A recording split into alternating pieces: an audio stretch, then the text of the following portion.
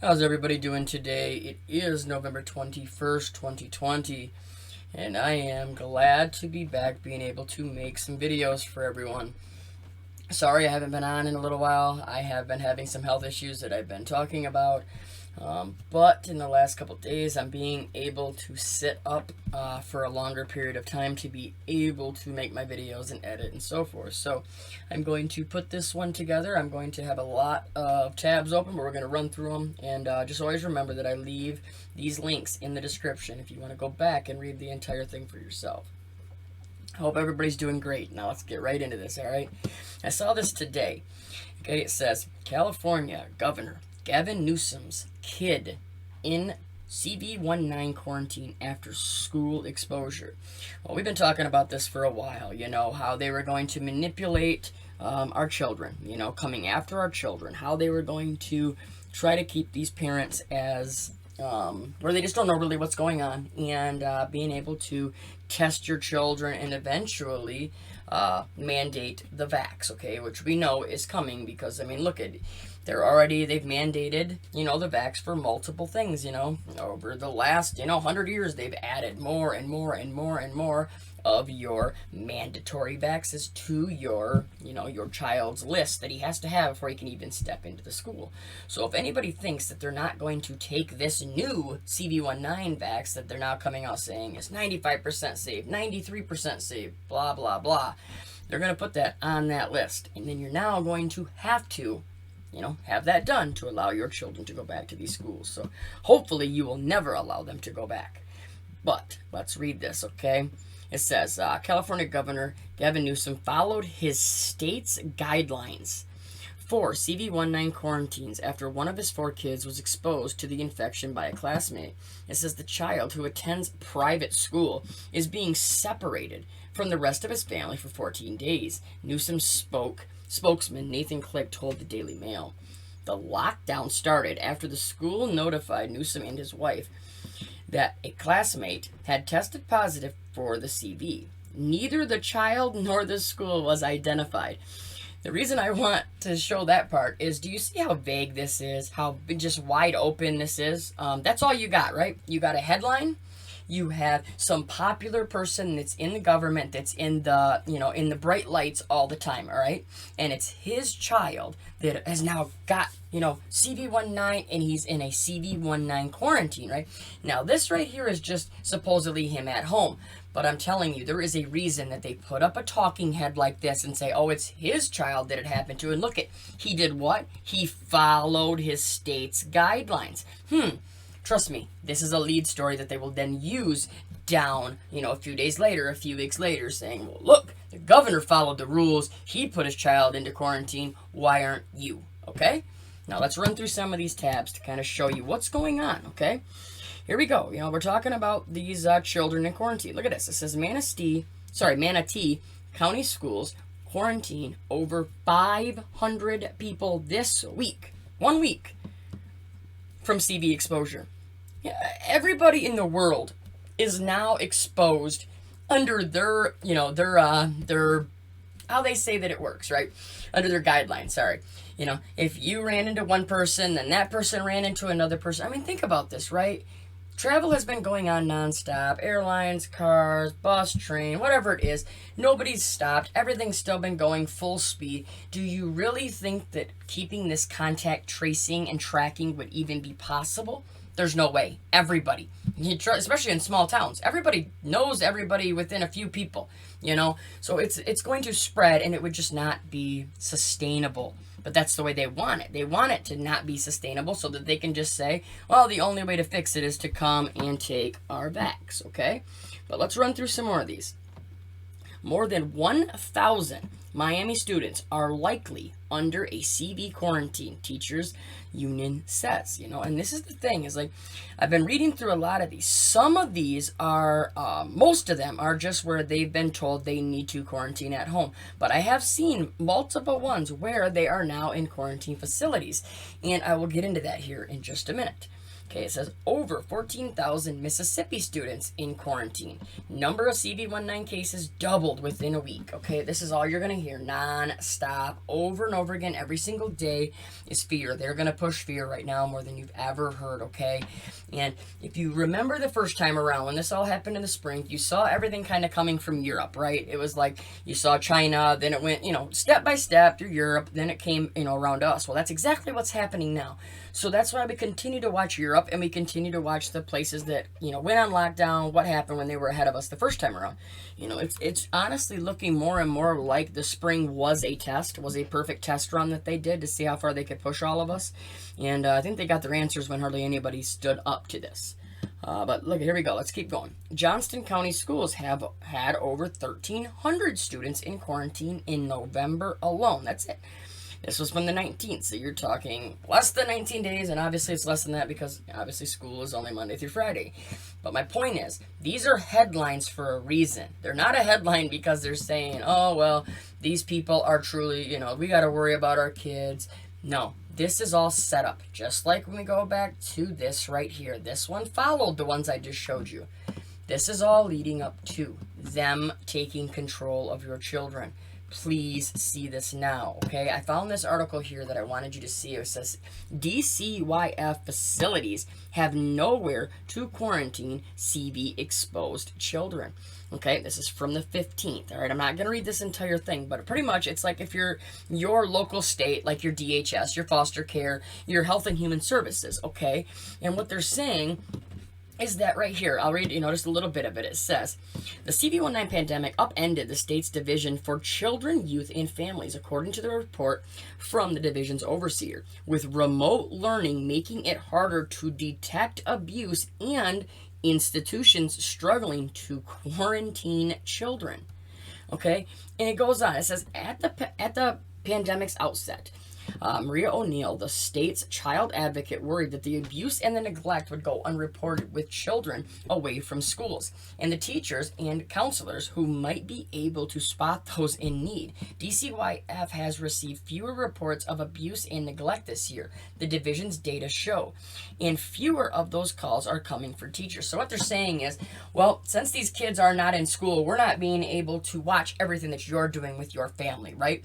We all know that these schools are all about institutionalizing you and your children, okay? Whatever they're going to do, however they can, to make sure that they teach these kids that government rules all, you need to subdue to government at all times, and don't get out of line, okay? But right here, this is the part that really, really, really stood out to me, okay? And it's because we're starting to see more and more talk of the children in the news, okay? Now, right here it says, when residents are of larger long-term care facilities have become infected, O'Neill said the infected people can be separated. The state's residential facility for children do not have enough space to quarantine children. It says the Office of the Child Advocate brought up the problem in July. Over the summer, the state considered opening a wing of the Sununu Youth Service Center in Manchester, but the child advocate recommended a home or home-like setting over a juvenile detention center. Are you seeing this? This is how they leak in certain information. It desensitizes you, and then when it hits, when our children are being put in juvenile detention centers just because they've taken a test, a faulty test that is testing for nothing like they're telling you it is, they come back with a positive on this test, and then guess what? Now your children will be going to these detention centers. This all ties in, okay? This is the thing. You have to see it. It says, in a survey over the summer, the Office of the Child Advocate surveyed foster families and found many were willing to consider 2-week foster care placements for children who needed to be quarantined outside a residential facility. But the state still has not found a place to quarantine the sick children in its care. What do you think it's going to go to, right? This is coming. It's happening. Now look, this is happening. This is not a United States thing. I repeat it all the time. I have awesome subscribers throughout this entire world, and you all know it's happening to all your hometowns as well. So many people are so caught up thinking, like right now, caught up with this election in the United States, thinking that this is all about America. It's not. Check out some of these things. You know, this is here. We'll just run through a few, okay? This, okay, it says 90-bed CV-19 quarantine facility in Almanza, Las Piñas City, now open. Okay, you've been seeing a lot of stuff in the Philippines and in a couple other places that are really, really, they've been ahead of everything, okay? You know, when it comes to these, all the testing and the quarantines and stuff like that, you know, you've been seeing it over there a lot. And as you can see right here, another 90-bed has now been opened, but let's keep going. Here's another, Australia. I mean, I love my Australian subscribers. You're great, but I know what you're dealing with is just insane down there. I mean, this is, I could have done a whole video just on Australia on their quarantine facilities. It's nuts. You know, this says Alex Springs, CV-19 quarantine facility nearly full as travelers return from SA. It's just, you know, this is only from 4 days ago. Look at this. Look at these white buses. Just, I guess it doesn't matter the color. I'm just saying it just looks so... it looks scary, you know, the picture itself, you know. And, but let's just keep going, okay? 2 more CV-19 cases in New Caledonia quarantine facilities. So now, inside their own quarantine facilities, they're getting more cases. So they're actually spreading, there's cases that are spreading inside of these facilities. Let's keep going. Look at this. It says Kyriela flays government over using Bagambara as a quarantine facility. This is happening everywhere. Okay, let's keep going. Here you go. This is another one. We've seen a lot of this from this area. Manila opens the biggest quarantine facility. Yeah, you've seen that. The government of the city of Manila on Thursday launched the biggest quarantine facility at the Pamanstistan NG Lungsgood NG Manila in Intramuros, I believe. Sorry, I probably butchered that, but I'm doing my best. But I just want you to see, right? This is happening everywhere. This is not just in the United States, but please don't think that it's not in the United States. Look at this. I found this one. Gibson Alternative Care Facility opens a Phase 1 on Friday. Phase 2 to be determined. Look at this. Phase 2 will make the site a place to isolate or quarantine. So here you go. You remember how everything was about your elderly, right? All these long-term facilities and how they were getting hit so hard, and those are the #1 areas that everybody needs to help out. You know, they've sent the National Guard to all of them, you know, and that's where they're saying they're going to get the first vaxes and so on and so forth, right? And so now you're starting to see all of these places. They're going to be starting to be used as quarantine facilities, not just for the elderly, okay? You know, here's another one that goes on to that same thing in New Mexico. Look, it opens alternative care facility for CV patient. You know how you gotta love the wording, right? Alternate care facility. Yeah. Well, look at, it's because the hospitals, here we go again, right? With New Mexico's hospitals facing a capacity crunch because of the CV outbreak. The state on Friday opened an alternate care facility for CV-19 patients in a renovated former hospital in Albuquerque. Do you see the writing on the wall? Do you think this just happened overnight, that they renovated a former hospital and turned it into a alternate care facility for positive patients? Everybody, it's going to continue, you know. And here's another step of it right here from today, I believe. Look at this. Massachusetts to require visitors from New Hampshire and Maine to quarantine or have a negative CV-19 test. Check this out. It says the 2 New England states will be removed from the lower risk list Saturday, less than a week before Thanksgiving. I'm doing another video. It will be up later tonight, and it's talking about Thanksgiving, how they don't want anybody to do anything, and then how they're also going to use Thanksgiving to be the reason why it's exploded so much worse and why we have to now have so many more lockdowns and restrictions, etc., okay? Please check that video out. It will be up later tonight. I mean, look at the sign. Urged to quarantine for 14 days. Urged? Check this out. Massachusetts residents planning to visit family in New Hampshire and Maine this Thanksgiving will be required to quarantine for 2 weeks or have proof of a negative CV19 test upon their return, according to the latest change of the state's out-of-state travel rules. And the same goes for the visitors from those states coming here for the holiday. Okay, now look at this. And the thing is like you have to have it from their own... right here. That means individuals visiting or returning from those states are now required to self-quarantine for 14 days or have proof of a negative CV19 test right here from within the prior 72 hours upon arriving in Massachusetts. Failure to comply may result in a $500 fine per day. Per day. I mean, this is just, it's nuts, you know? And you have to have it from their certain areas. You can't just get a test from wherever you want. It has to be from certain, facilities. This is how they herd you. This is how they push you in areas and pull you from areas. Same way they do everything with all of your non-natural disasters, all your hurricanes, everything else, wildfires. We've gone over this, okay?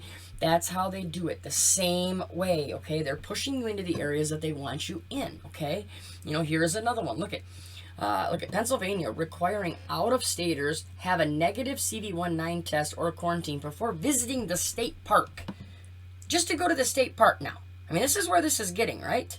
So if you want to go to the state park now, you have to provide a negative CV19 test or quarantine for 14 days before visiting the state park or forest facilities.